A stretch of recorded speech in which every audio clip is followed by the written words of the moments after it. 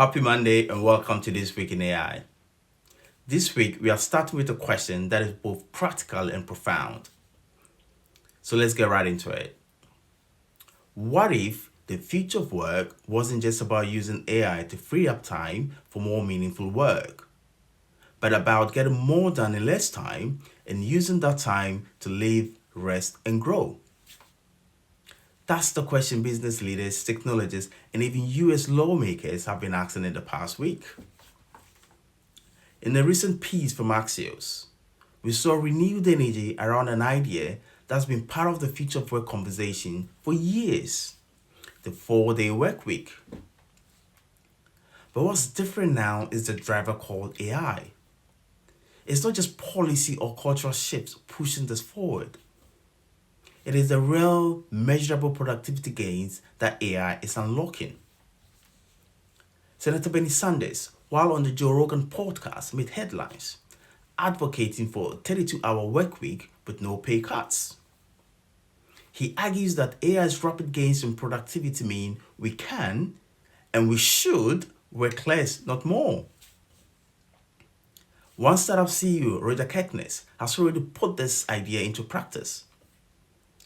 He has moved his company to a permanent 4-day, 32-hour work week, not as a peg or a policy experiment, but as a direct response to what AI is making possible. With AI handling the routine and repetitive, the team is free to focus on what machines can't: creativity, judgment, emotional intelligence. These aren't just isolated decisions, by the way. They reflect a broader shift towards what I call realistic optimism in AI.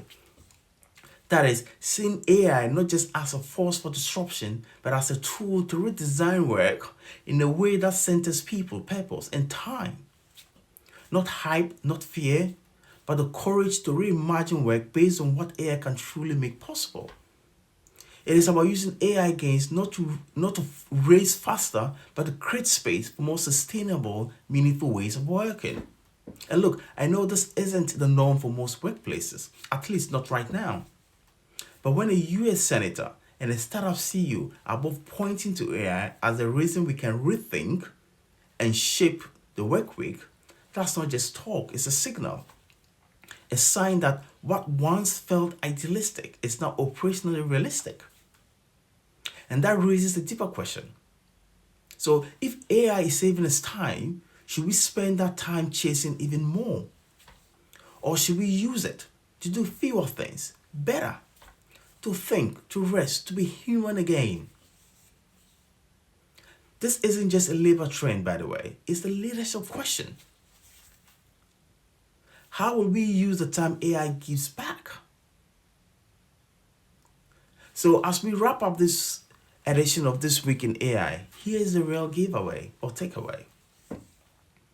A reminder that the promise of AI isn't just about doing more, it's about creating space to do what matters most. And who knows, maybe that means a 4-day work week becomes more than just a good idea. Maybe it becomes the new normal. Until next time.